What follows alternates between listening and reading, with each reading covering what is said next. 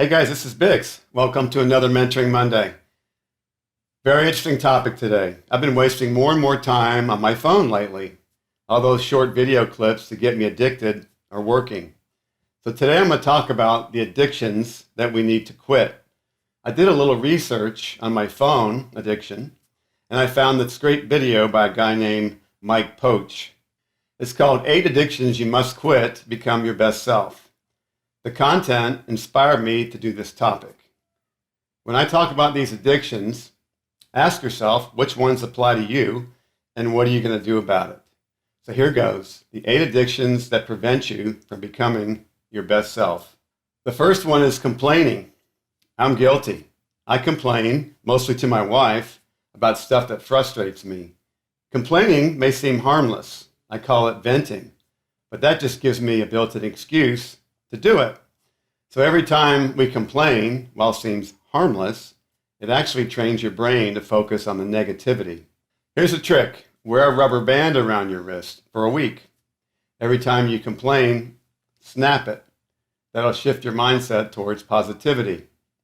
Number 2, comparison.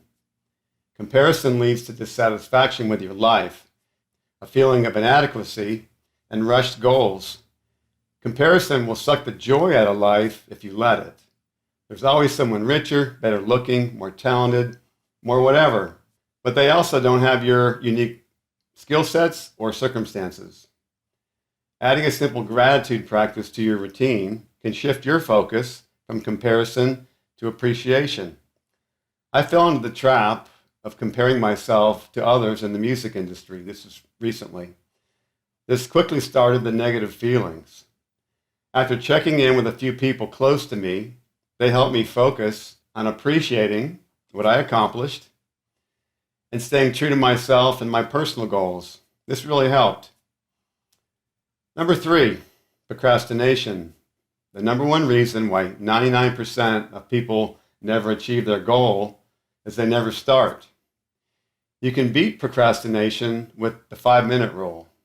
So pick a task you've been procrastinating and work on it for 5 minutes. Most of the time you'll just get into the flow and you'll complete it. If you think about doing the whole task up front, it'll overwhelm you and you won't start. I know this because there's one big task that's been on my to-do list for 6 months. It has to do with writing the airlines. I'm going to apply this 5-minute rule this week to work on it. Number 4, the biggest one of them all, your phone. This is the most dangerous and addictive habit of them all, and it gets worse the more you feed it. Here's a tip that I'm going to apply to myself. Turn off your phone 1 hour before you go to bed, and don't turn it on for at least 1 hour until after you wake up. This small change will be life-changing. So anyone that I used to reply to late at night or first thing in the morning, you won't be hearing from me late at night, and I'm going to respond a little later in the morning. Number 5, your comfort zone. It's human nature to work towards being comfortable. We all do it. This is where dreams go to die, where growth goes to die. So try embracing the 85% rule. Learning is optimized when we get things right about 85% of the time. Stop thinking that things need to be perfect and don't fear failure.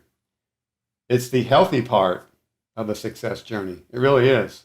So stop hoping for everything in every situation to be just right. Take risks and step out of your comfort zone. Number 6, multitasking. Half focus leads to half-assed results. Commit your full focus to whatever you are doing. It's okay to be great at less things. Jack of all trades and master of none is the path to achieving average. Eliminate the tasks that you're not passionate or serious about.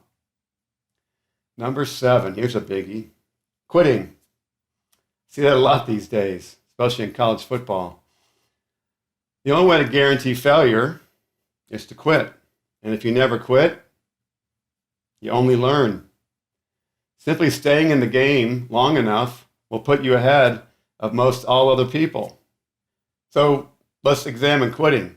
People quit when it gets painful, but staying the course And dealing with the challenges is how you grow and improve. Have you ever heard the quote, "There's no growth without pain"? It's very true. And quitting is also habit forming. My father would never let me quit anything that I started.